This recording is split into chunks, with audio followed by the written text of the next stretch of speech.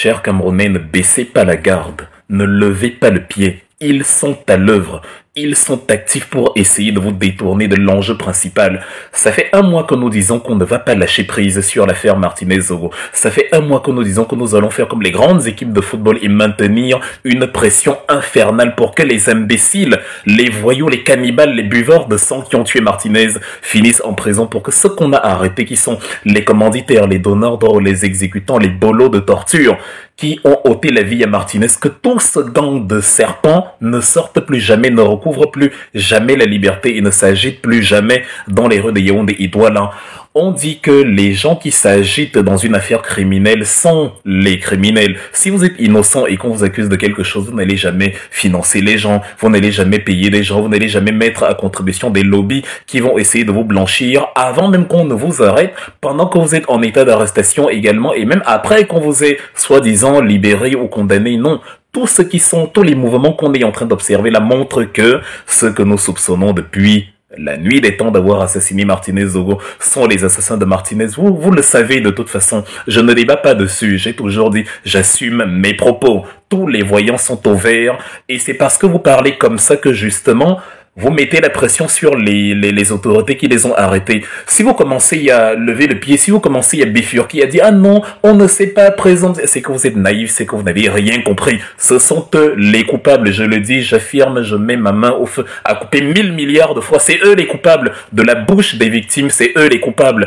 de la bouche de ceux qu'on a auditionnés, c'est eux les coupables. Il n'y a pas d'autres suspects, il n'y a pas d'autres personnes, c'est eux qui ont tué Martinez-Zogo, le gang de serpents à sonnette, qui sont actuellement au tribunal militaire, qui sont au CED, et dont certains sont en liberté, certains de leurs amis sont en liberté et portent une cravate, on les appelle ministres. Il n'y a pas d'autres assassins.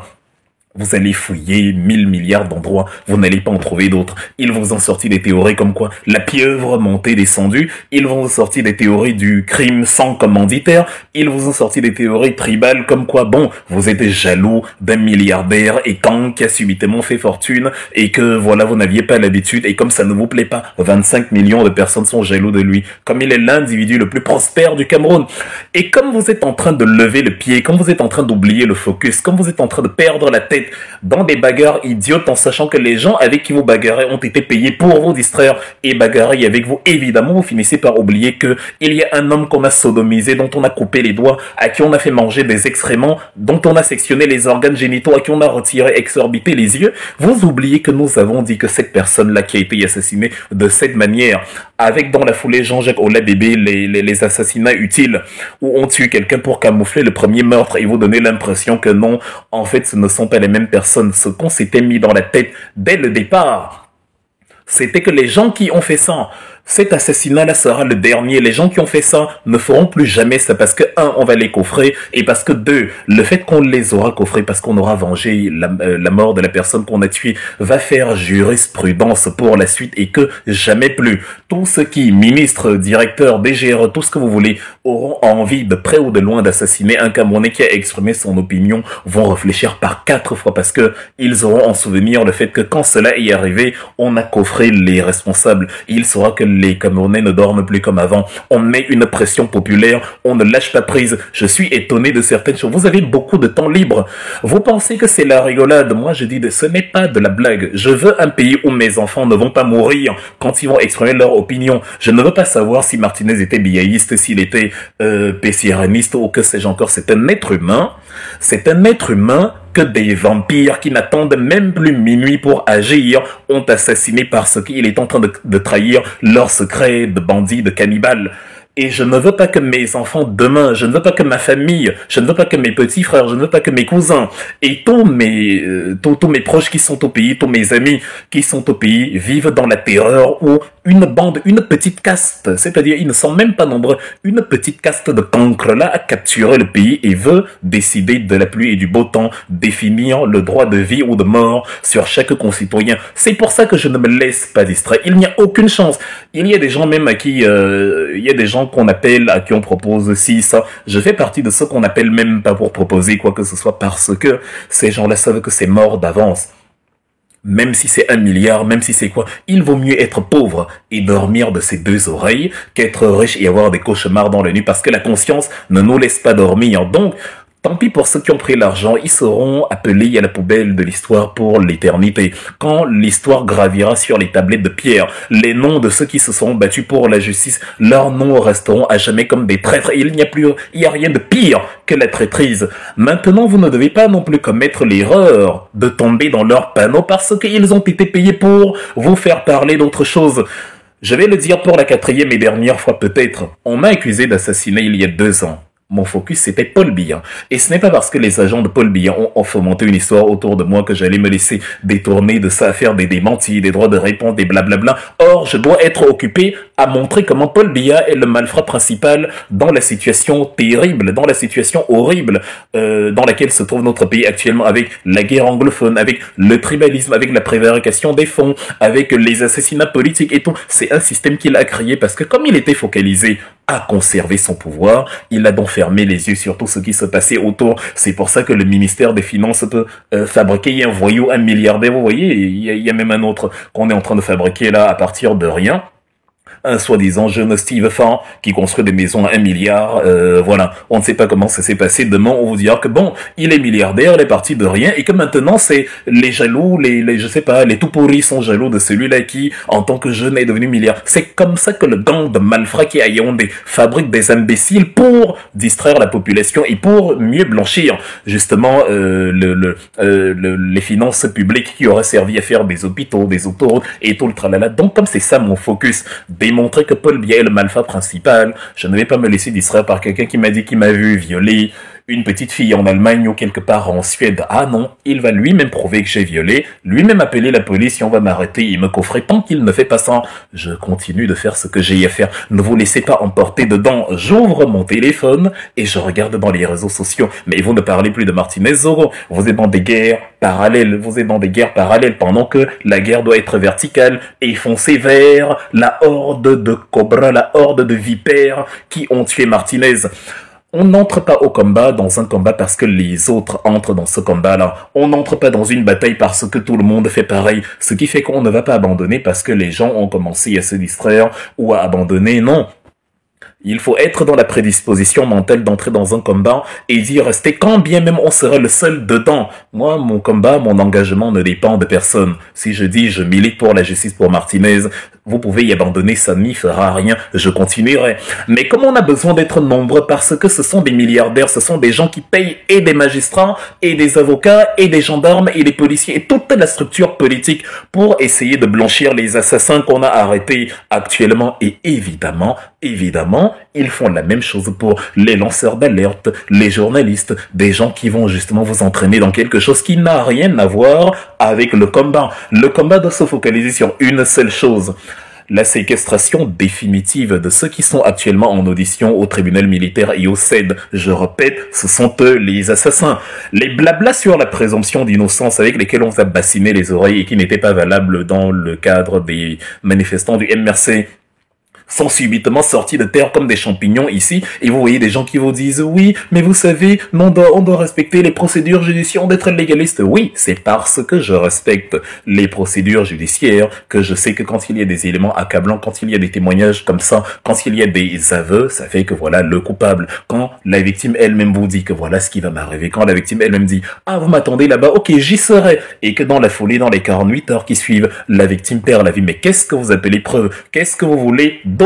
Est-ce que vous avez d'autres? Est-ce que vous avez l'ombre de la silhouette du semblant d'un peut-être suspect autre que cela? Il n'y en a pas. Soit vous êtes volontairement naïf, soit vous acceptez d'être idiot par choix parce que bon, j'ai beau avoir tous les éléments, mais je dis quand même non. Donc la justice qui, soi-disant, est toujours conforme aux normes, a donc raison d'enfermer Bibou Nissak, a donc raison d'avoir pris la femme de ménage d'Albert Nzongo qui était au mauvais endroit, au mauvais moment, et on l'a pris, on l'a coffré 9 mois, dont la justice a bien fait. Non, la même justice qui se laisse manipuler par l'appareil politique est passible de se faire manipuler par l'appareil financier, par l'appareil l'appareil de banditisme parrainé par Laurent Esso, qui au demeurant contrôle également la justice. Et le seul moyen de voir coffrer, il n'y a jamais On va vous le dire combien de fois. Le seul moyen de voir qu'au frais, il n'y a jamais ceux qui ont fait ça. C'est de maintenir la pression et de continuer de taper, d'alerter l'opinion internationale en disant non, non, ce sont eux, il ne faut pas qu'ils sortent. Parce qu'ils vont tout faire, ils vont mettre énormément d'argent à contribution pour se blanchir. On ne se blanchit que quand on est obscur. On ne blanchit pas ce qui est déjà blanc. De toute façon, comment on peut blanchir quelqu'un qui est innocent? Il est par essence innocent. Donc on n'a pas besoin de le dédouaner de quoi que ce soit. Comment on peut disculper quelqu'un qui de toute manière n'est pas coupable? Et vous entrez dedans, ah on m'a insulté, ah je réponds, ah on m'a dit si, ah je réponds. Mais vous répondez, il y a quoi? Vous devez simplement répondre à l'appel au droit de la vie pour chaque Camerounais et vous engager pour la justice pour Martinez Zogo. C'est parce qu'on voit votre fragilité que parfois on vous appelle, on vous propose des choses, parce qu'on sait que même quand vous combattez pour la justice, de temps en temps vous pouvez vous perdre, vous pouvez vous oublier, avoir un moment de faiblesse et donc on vous propose des choses, même si vous refusez. Et après, la raison pour laquelle on vient même vous proposer ces choses-là, c'est parce qu'on voit que de temps en temps, vous pouvez dévier du cap, vous pouvez perdre le nord. Si vous voulez payer ce que vous voulez pour, par exemple, dire que moi, Wilfried Ekanga, je suis un pédophile notoire et un sans-papier recherché par la police allemande ou par Interpol ou par les gendarmes du monde entier. Bon, vous allez attendre mon rapatriement au Cameroun pour les siècles des siècles. Sinon, tant que cela n'est pas arrivé, bah, ça signifie que je n'ai pas approuvé quoi que ce soit, je n'ai pas montré mes papiers, je n'ai pas montré que je ne suis pas pédophile, je n'ai pas montré si, ça, je n'ai pas... Pourquoi vous perdez le temps à répondre à des imbéciles, des gens qui sont plus bêtes qu'une brosse à chaussures? Vous attaquez, vous provoquez, vous réagissez pendant que Martinez est en train de demander justice, pendant que la mission que Martinez nous a donnée de le sauver, de sauver sa famille, de sauver le peuple camerounais, pendant que le prix du sang de Martinez est en train de nous dire « Hey, il faut me rentabiliser, je ne dois pas être mort pour rien. » Vous jouez le jeu de ce qu'on a payé pour vous embrouiller et pour vous détourner du jeu principal. Nos missions sont simples. Les voyous qui ont tué Martinez ne doivent jamais sortir du CED ou de Kondengui. 2. Les commanditaires qui portent une cravate et qu'on appelle ministre aux finances comme à la justice doivent finir dans la même gibecière, dans la même besace.